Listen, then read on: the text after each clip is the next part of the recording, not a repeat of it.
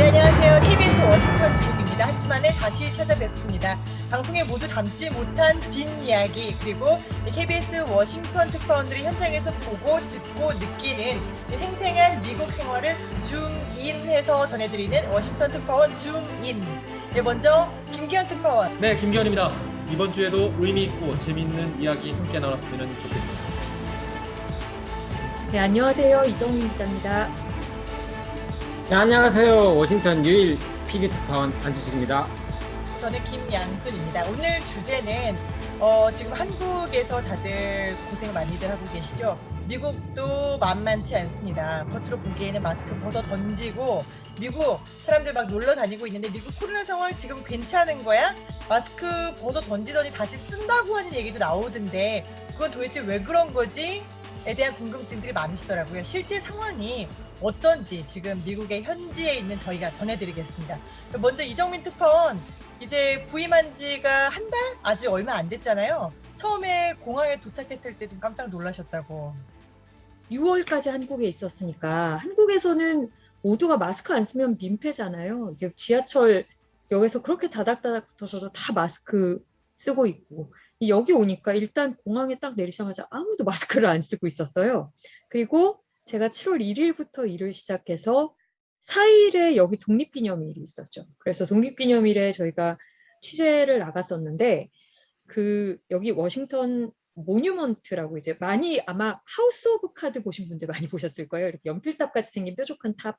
그 주변에서 다 물건놀이 한다고 저 어림잡아봐도 한 1000명은 됐었던 거예요. 그 많은 인원들이 모여서 술 마시고 노래 부르고 춤추는데 아무도 마스크를 안 쓰고 다다다다 붙어 있었어요. 그래서 서울에서 있었던 저한테는 굉장히 문화 충격이었고 저만 마스크를 쓰고 있더라고요. 근데 사람들이 와서 좀 다니면서 물어보기도 했어요. 네 마스크 좋아 보이는데 어디서 샀냐고. 그래서 약간 좀 재미있긴 했었습니다만 어쨌든 거의 마스크를 쓴 사람들이 없고 너무 자유롭게 너무 그냥 아무 의식 없이 붙어 있어서 굉장히 놀랐고 거기 있는 사람들한테 물어봤더니 다 백신 맞았으니까 괜찮다. 이렇게 얘기를 해서 좀 2차 충격이 있었습니다.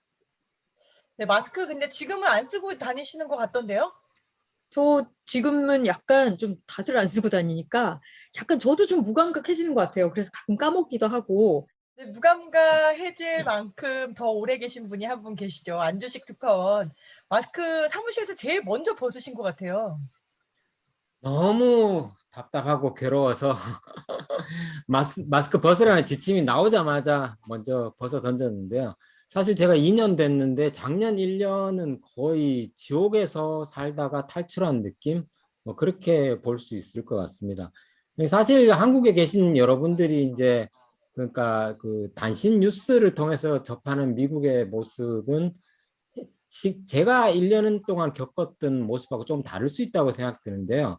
좀 문화 차이가 있는 것 같아요. 뭐냐면 개인 방역이라는 측면에서 마스크 쓰는 것이나 뭐 아니면 공공장소에서 그러니까 서로 이렇게 조금 그러니까 손을 잡지 않고 막 이런 부분은 한국이 훨씬 철저하겠죠. 그런데 미국은 그런 부분은 굉장히 소홀한 반면에 기업들이나 관공서는 거의 그러니까 일순간에 셧다운되고 아무도 출근하지 않고 모두 집에서 근무한 기간이 거의 1년간이었거든요. 그래서 경제적 봉쇄는 한국보다 굉장히 더 심했다. 이렇게 보시면 될 거예요. 그래서 또 그러니까 외로움이라든지 아니면 소통이 안 된다라든지 뭐 이런 모임을 할 수 없었다. 이런 측면은 사실은 미국이 훨씬 더 심했습니다. 근데 그 과정을 1년이나 겪다 보니까 사람들이 너무나 그게 절실했고 필요했고 그러다 보니까 그 이정민 특파원이 말한 것처럼 7월 4일 날 어떤 이벤트가 있었는데 지침이나 여러 가지가 야 이제 나와서 뭘 조금 해도 된다라는 신호를 보내자마자 미국 사람들 모두가 나와서 그렇게 조금 이렇게 과도하게 마스크도 벗어 던지고 술도 먹고 춤도 추고 이런 모습을 보여줬던 게 아닌가 그런 생각이 듭니다. 네, 이게 사실 뭐 마스크를 써야 한다, 그리고 벗어야 된다라는 그런 판단은 어떻게 보면은 정말 방역을 담당하고 있는 곳에서 여기는 이제 CDC죠. 질병통제예방센터에서 정하면은 백악관조차도 우리는 그걸 따른다라고 얘기를 하고 있는데 실제로는 이거를 질병통제예방센터가 정하는데 백악관이 약간 좀 정치적인 압력이 좀 있는 것 같기도 하고 아니면은 이게 정말 질병예방통제센터에서 데이터만 갖고 정하는 것 같기도 하고 좀 왔다 갔다 할 때도 있을 만큼 논쟁적인 사안이 됐어요. 마스크를 써야 한다, 말아야 된다라는 게. 왜 이게 논쟁이 된 거죠? 네, 마스크 착용은 지난 1월 바이든 정부가 출범하면서 대대적인 백신 접종과 함께 내세웠던 가장 중요한 방역 대책이었습니다. 지난 트럼프 정부가 마스크 착용에 미온적이었는데 이게 코로나19 확산의 주요 원인이었다는 분석에 기반했던 겁니다. 그런데 바이든 정부 들어 가파르게 상승하던 백신 접종률은 인구 절반에 가까운 1억 6천만 명 정도였었죠. 이 사람들이 최소 한 차례 이상 맞은 뒤로는 뚜렷하게 둔화 추세를 보였습니다. 급기야 5월 중순에 미 질병통제예방센터 CDC는 백신을 다 맞은 사람은 야외는 물론 실내에서도 마스크를 쓸 필요가 없다고 권고합니다. 백신 접종률 상승에 따른 자신감이라는 표면적인 이유 말고 뚜렷한 둔화세를 보였던 백신 접종률을 끌어올리기 위한 고육지책이 아니었나 하는 관측이 지배적이었습니다. 근데 문제는 CDC 권고 이후에 델타 변이 확산에 따라 미국 내 확진자 숫자가 가파르게 상승했다는 겁니다. 백신 접종률이 낮은 지역을 중심으로 확산되고 있기 때문에 백신이 유일한 대안이라는 게 당초 설명이었지만 최근엔 미국 전역에서 확진자 숫자가 늘어나는 게 뚜렷한 추세로 나타나고 있거든요. 이 때문에 마스크를 벗어라라고 했던 미국 방역 당국이 지침에 의구심이 커지고 있는 상황입니다. 아직까지 CDC는 백신 접종을 완료했을 경우에 마스크를 의무로 착용할 필요는 없다는 게 공식 입장인데요. 다만 개인적인 선택에 따라 착용도 가능하다는 애매한 표현으로 무게중심이 좀 이동하고 있습니다. 일부 주의 카운티들은 자체적으로 마스크 의무 착용 방안을 만들어서 시행에 들어가기도 하는 모습입니다. 결국 핵심은 바이든 정부와 CDC가 내세우고 있는 과학의 힘이 실제 마스크 착용 의무화 여부를 둘러싸고는 연방과 주정부별로 다른 형태로의 권고로 나타나고 있다는 것으로 볼 수 있을 것 같습니다. 저는 이 시점에서 약간 데이터를 우리가 볼 필요가 있을 것 같은데 얘들의 이 CDC 질병통제예방센터가 사실 데이터를 굉장히 잘 가공해서 제공을 해요. 매일 거의 실시간으로 업데이트가 이루어지는데 이게 보면은 올해 1월 초가 피크였잖아요. 사망자도 확진자도 피크였어요. 그래프 띄워져 있는 거 지금 보시면은 그래프 띄워져 있는 걸 보시면은 1월 달에 피크를 치던 사망자와 확진자의 그래프가 백신 접종이 시작된 이후로 정말 놀라운 속도로 또 굉장히 가파르게 꺾입니다.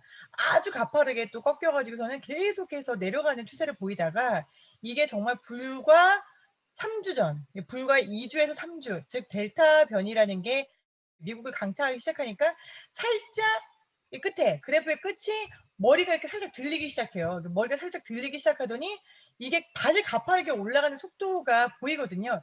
이걸 쭉 시계열로 놓고 보면은 작년 5월에서 6월 이때쯤에 확진자와 사망자 수 그리고 지금의 확진자와 사망자 수가 거의 동일한 상황이에요. 작년 5월, 6월에도 이렇게 확진자 수가 늘기 시작했다가 갑자기 늘어나면서 전 세계적으로 사망자와 확진자가 가장 많이 나오게 된 거였잖아요. 데이터상에서 다른 점은 연방정부랑 주정부 이야기를 지금 김기현 특파원이 하셨는데 연방정부랑 주정부에서 백신을 얼마나 맞았느냐라는 거를 또 다른 변수를 하나 놓고 보자면 작년 5월, 6월과 달리 지금의 상황은 백신을 맞지 않은 주에서 절반 가까이 감염자를 내보내고 있다는 거예요. 지금 미국에서는 뭐 플로리다, 텍사스, 뭐 아칸소 이렇게 백신 접종이 아주 낮은 주에서 신규 확진자가 40%, 즉 절반 가까이를 차지를 하고 있거든요. 단지 이제 그 마스크도 그렇고 백신도 그렇고 미국은 그러니까 정치 스펙트럼으로 이 코로나를 바라볼 수밖에 없는 작년부터 시작부터 그랬습니다. 뭐냐면 마스크 논쟁도 트럼프 대통령이 마스크를 쓴다 안 쓴다 끝까지 사실 트럼프 대통령 마스크 쓰는데 거의 한 4, 5개월 걸렸거든요. 그러니까 완전 마스크 가지고 정치 논쟁화된 나라는 솔직히 말하면 뭐 거의 브라질하고 미국 이 두 나라를 제외하고는 전 세계에 거의 없을 정도인데 다른 여러 가지 대응 가지고 정치화된 거는 뭐 당연히 여러 나라도 많지만 마스크 같은 이제 개인 방역의 문제까지도 정치화된 나라는 브라질과 미국을 제외하고는 없는 상황인데 그만큼 이제 더 코로나가 정치화됐다고 보시면 될 것 같고 그 생각의 차이 이것 때문에 의식적으로 그러니까 마스크를 일부러 안 쓰는 신념 있는 마스크 안 쓰는 사람들이 미국에서는 굉장히 좀 많은 편이거든요. 이걸 또 정치인들이 특히 공화당을 중심으로 그리고 공화당 매체라고 일컬어도 거의 뭐 틀리지 않은 팍스뉴스를 중심으로 이런 잘못된 정보들이 너무 많이 확산됐기 때문에 생기는 현상이 아니었나 이렇게 볼 수 있을 것 같습니다. 내가 감염을 시킬 수도 있고 혹은 감염이 될 수도 있다라고 하는 상황이라면은 당연히 마스크 써야지. 우리나라 사람이면은 99.9% 썼을 거고요. 근데 결국에는 미국이 이렇게 마스크 가지고 논쟁을 벌인다는 거는 야, 우리는 그래도 뭐가 있어. 우리 믿는 구석이 있어. 이런 느낌도 좀 드는데 어떤가요? 이게 사실은 미국이 믿는 구석이 하나밖에 없잖아요. 지금 백신이죠. 미국은 돈이 많은 나라고 백신을 왕창 사들였고 지금 여기 현지 시간 23일 금요일에 나온 뉴스도 화이자하고 지금 2억 회분 접종 추가 계약을 맺었다라는 어마어마한 분량이죠. 이걸 계약을 또 맺고 앞으로 변이 생겼을 때 변이 바이러스에 대처할 수 있는 백신까지 옵션 계약을 맺었어요. 미국 정부가. 그 정도로 이제 백신을 지금도 남아돌고 있는데 더 계약을 해서 앞으로는 뭐 12살 어린이들한테도 맞힐지도 모르니까 백신을 사고 또 뭐 나중에 부스터샷을 맞을 수도 있으니까 백신을 사고 이런 식으로 지금 백신을 너무 왕창 많이 사들여 놓은 거예요. 그게 가장 미국이 믿는 부분이기도 하고요. 그리고 마스크 같은 경우에는 이미 정치적으로 너무 논쟁이 됐기 때문에 사실은 바이든 정부에서 정치적으로만 보면 마스크 다시 쓰자고 지금 하기 상당히 힘든 상황이에요. 왜냐하면 마스크 다시 쓰자고 하는 순간 이때까지 쌓아놓은 백신 많이 접종해서 떨어뜨려 놓았던 나의 업적, 나의 성과를 내 스스로 부정하는 게 돼버릴 수 있잖아요. 정치적으로는 상당히 공격받을 수 있는 지점이 큰 지점이고 바이든 정부는 사실은 바이든 정부가 굉장히 환영을 받으면서 들어선 것 같지만 미국 내에서 너무 양극화가 심하고 내년에 선거도 있고 하다 보니까 바이든 정부가 정치적으로 그렇게 미국에서 입지가 탄탄하다고 보기는 힘들어요. 그러니까 그런 상황에서 공격받을 빌미를 더 만들고 싶지 않을 것이거든요. 정치적으로만 보면 그렇게 해석할 수 있는 거고 그게 또 과학적으로 백신을 맞았을 때 그러면 확실히 어쨌든 델타 변이라도 막을 확률이 높고 그리고 덜 아플 가능성이 높고 그게 또 과학적으로 증명이 되는 근거가 있다 보니까 미국은 아무래도 큰 믿는 구석 백신이 있으니까 아무래도 마스크는 좀 이래저래 이렇게 국민들에게 써라고 강제하기가 상당히 지금 힘들고 어렵기도 하고 또 약간 그럴 필요가 있나 싶기도 하고 그런 상황에 지금 있는 거죠. 먼저 통계를 한번 정리를 해보시죠. CDC 기준으로 현재까지 미국인 절반에 가까운 1억 6천여만 명이 백신 접종을 완료했습니다. 문제는 접종률 증가 추세인데요. 지난 4월에 한때 하루 400만 명을 넘겼던 백신 접종자는 최근 한 50만 명 이하죠. 한 8분의 1 수준으로 떨어졌습니다. 지역적으로 볼 때 아까 말씀하셨듯이 김양순 특파원이 말씀하셨듯이 미국의 중부와 남부 지방 정치적으로는 공화당 우세 지역을 중심으로 백신 접종률이 현저하게 떨어지는 추세입니다. 공급량만 놓고 본다면 현재까지 백신 공급이 3억 9천여만 회분 미국 각지에 배달된 상태고요. 아까 이정민 특파원이 얘기를 했듯이 여기에 화이자 백신 2억 회분을 추가로 구매하겠다고 미국이 얘기를 했죠. 백신 접종 장소를 한번 둘러보면 백신 접종을 위해서 줄을 서는 사람들은 더 이상 발견하지 못하고 있습니다. 심지어 인터넷을 통해서 예약할 필요조차도 없이 가까운 접종 장소만 찾으면 즉석에서 백신을 맞을 수도 있습니다. 따라서 지금 상황을 백신은 못 맞는 게 아니라 안 맞는다 이렇게 얘기하는 게 적절한 상황 설명이 될 것 같습니다. 그런데 이렇게 된 데는 아까 안주식 특파원이 얘기했던 것처럼 정치적인 이유와 함께 잘못된 정보 확산이 주요 이유가 될 수 있을 것 같습니다.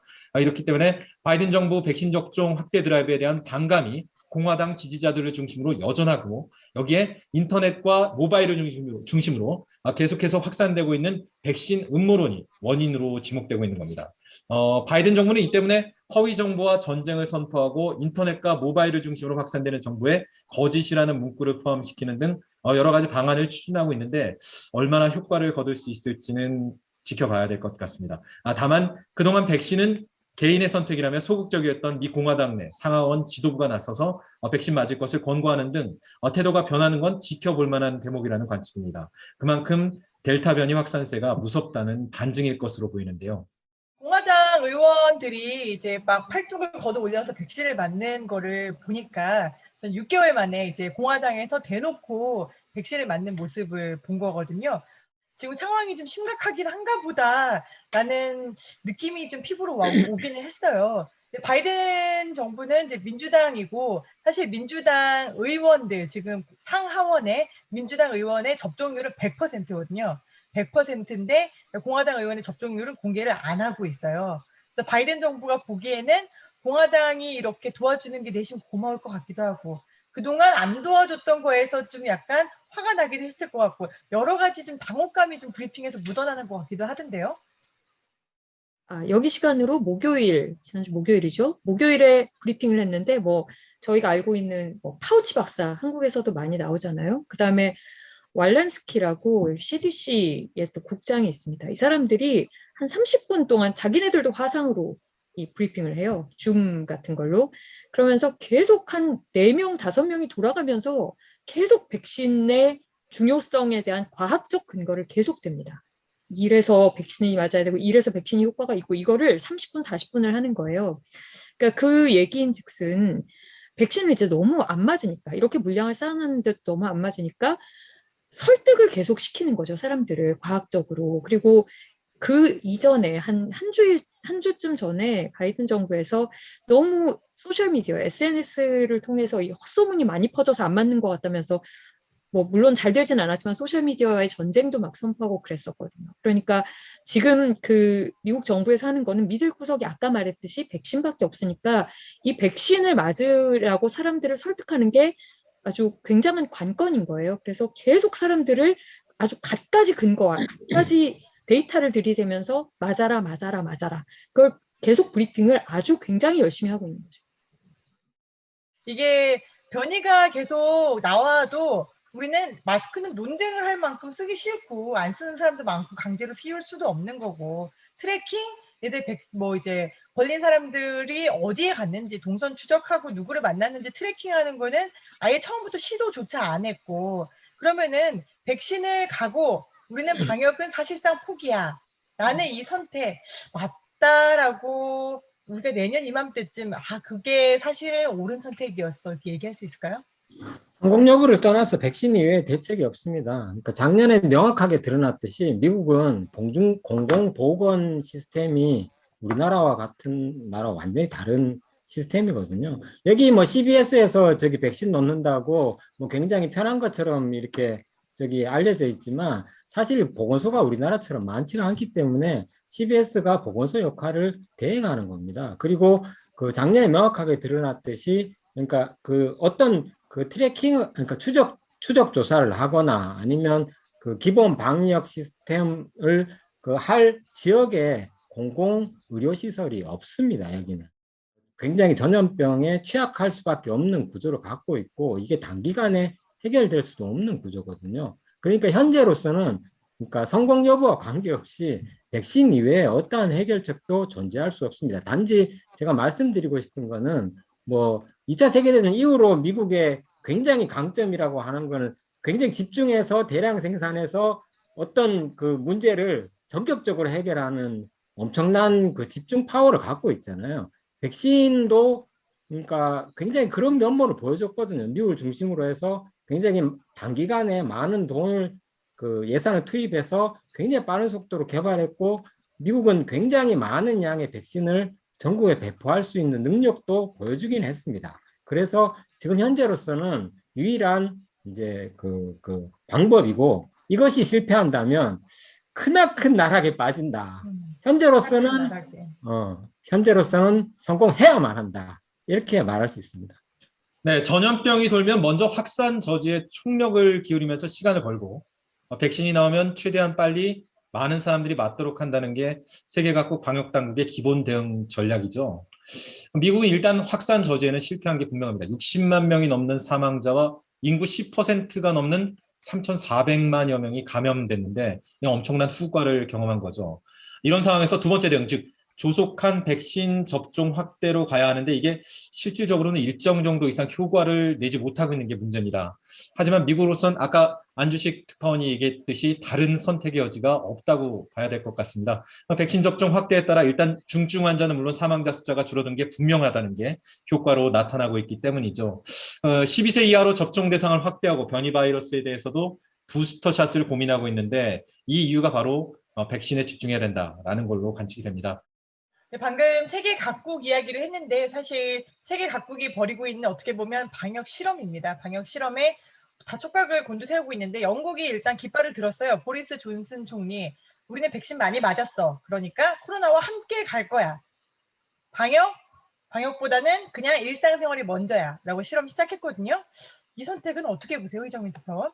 사실 영국이 아마 한 1년 전쯤에 기억하시는 분들도 계실 거예요. 영국은 처음 코로나가 터져서 확진자 수가 확 늘어날 때도 한번 이런 정책 쪽으로 갔었던 나라예요. 그러니까 왜 코로나라는 건 바이러스니까 바이러스가 확 확산돼서 그냥 약간 아플 사람 아프고 나면 좀 줄어들겠지. 이런 생각을 갖고 있었던 걸로 많은 이제 이 감염병 학자들이 얘기를 했었는데 그런 실험을 한번 했다가 너무 많이 늘어나니까 결국 안 되겠다. 그래서 그 선택을 접었던 나라죠. 영국이 다시 이제 이런 선택을 해서 저는 좀 놀랍기도 했는데 한국을 생각해 보면 과연 이런 선택이 그렇게 쉬울까라는 생각은 들어요. 당장 미국은 워낙에 처음에 이 코로나가 터졌을 때 굉장히 심각했었잖아요, 상황이. 그러니까 어쨌든 백신 맞으면 좀 나아지겠지라는 생각을 가지고 갈 수 있는데 한국은 처음에 굉장히 방어가 잘 됐던 나라잖아요, 사실. 그런데 그게 악화됐다가 또 나아졌다가 악화됐다 나아졌다 이런 상황이기 때문에 처음에 그렇게 방역을 잘했었던 나라, 처음에 괜찮았었던 나라가 과연 그래 몇 사람은 아파도 되지만 뭐 그래도 이제 뭐 할 수 없이 좀 이렇게 실험을 해보자 이런 자세로 갈 수 있는가라고 생각해 보면 저는 어떤 정치인이나 어떤 정부에 계신 분들이 그런 선택, 그런 용감한 선택, 좀 무모한 선택을 할 수 있을까라는 좀 의구심은 좀 듭니다. 심지어 미국도 백신 맞았으니까 코로나와 함께 가자라는 거를 대놓고 말하지는 못할 것 같다라는 생각이 드는데요. 저는 미국 사람들이 그런 점에서 조금 신기해 보이기도 해요. 사실 한국에서 온 입장에서는. 어떤 게 신기해 보이시죠? 그러니까 그냥 이렇게 막 백신만을 계속 기대하면서 다른 방역 조치를 물론 아무리 정치적인 뭐 메시지가 있다고는 하지만 어쨌든 이렇게 뭔가를 풀어라, 마스크도 풀어라 이렇게 말할 수 있는 게 우리는 보통 여러 가지 이렇게 겹겹으로 좀 차단을 하잖아요. 한국에서는 뭐 10시에 뭐 가게문도 다 닫아라 했다가 막 이런 식으로 최대한 어쨌든 막아보려고 여러 가지 조치를 쓰잖아요. 뭐 거기에 대한 반대도 있긴 합니다만.